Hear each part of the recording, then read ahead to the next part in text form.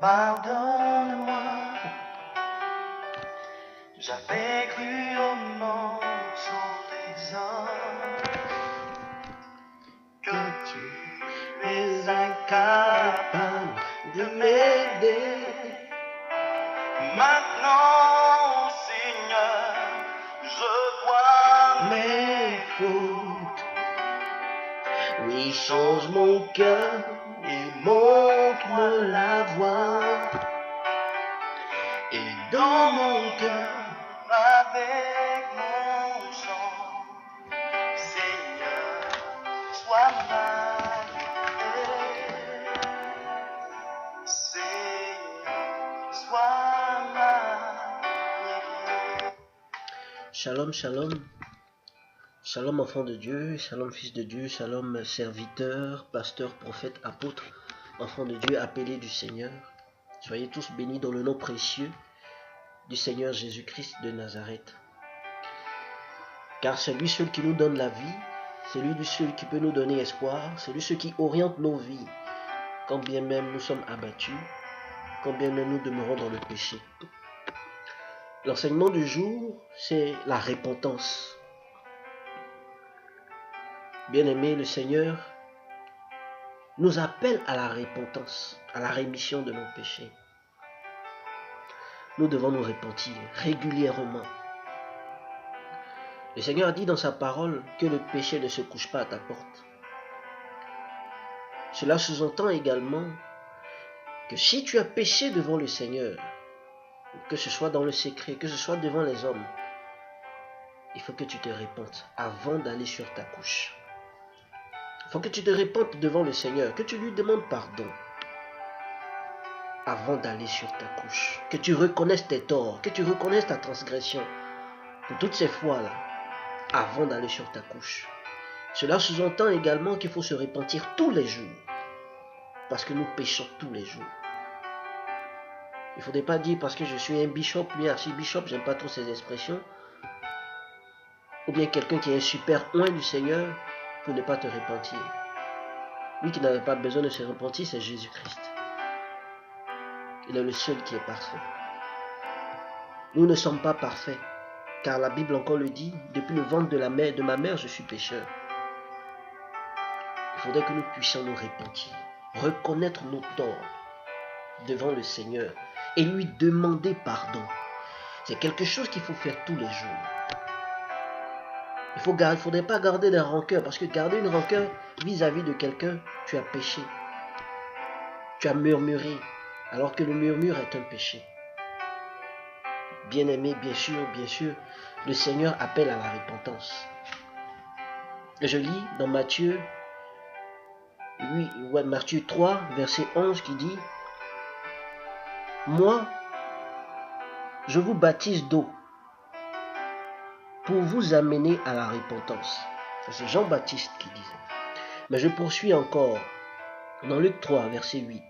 « Produisez donc des fruits dignes de la repentance et ne vous mettez pas à dire en vous-même. » Je ne vais pas poursuivre ce verset, puisque ce qui nous intéresse à ce niveau,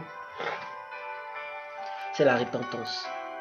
Bien-aimé, le Seigneur nous appelle à la repentance. Tu ne peux pas garder des choses pour toi quand tu as fait du mal à quelqu'un. Tu ne peux pas garder des choses pour toi dans ton cœur quand bien même tu as été blessé. Il faut demander pardon parce que tu as eu des pensées impures, tu as eu des pensées malsaines. Il faut se repentir toutes les fois, pour toutes les fois où tu as transgressé la loi du Seigneur. Pour toutes ces fois où tu as manqué de respect, tu as provoqué, tu as généré des sentiments vis-à-vis de quelqu'un qui l'a amené à t'en vouloir. Tu as menti inutilement. Tu as blessé quelqu'un. Tu as menti. Tu as pratiqué la fornication, l'impudicité, la masturbation. Il faut seulement te repentir devant le Seigneur. Si ton péché touche un grand nombre de personnes, alors il faut te repentir devant plusieurs, afin que ton péché soit pardonné. Et le Seigneur encore l'a dit, il faudrait que vous puissiez parler de vos péchés, vous repentir les uns aux autres, pour que vous puissiez être pardonnés.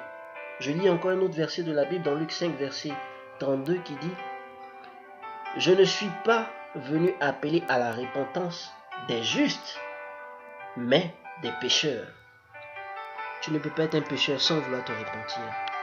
Tu ne peux pas être un pécheur et vouloir paraître aux yeux des autres comme quelqu'un de juste alors que tu ne l'es pas à l'intérieur de toi. Comme le Seigneur l'a dit, certains renieront la foi dans les derniers temps.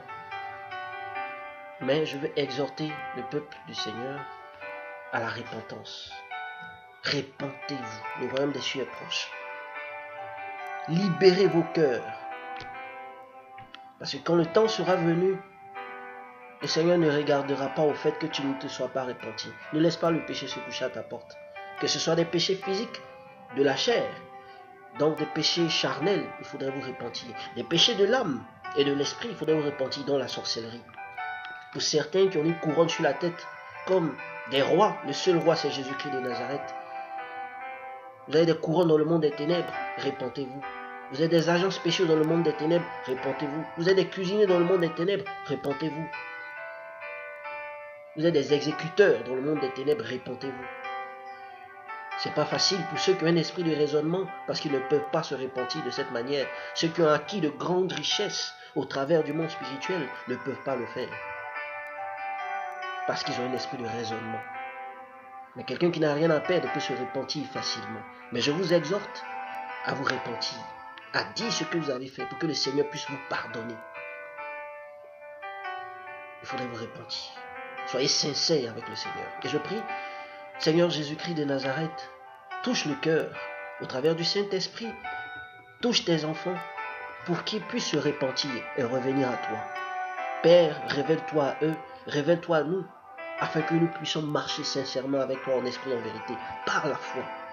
Je bénis ton nom, Dieu Tout-Puissant, parce que tu touches tes enfants, tu touches tes serviteurs, tu touches tout le peuple, afin que ceux-ci te recherchent en esprit et en vérité.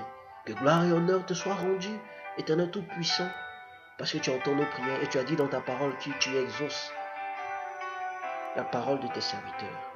Que gloire et honneur te soient rendus au nom de Jésus-Christ. Amen.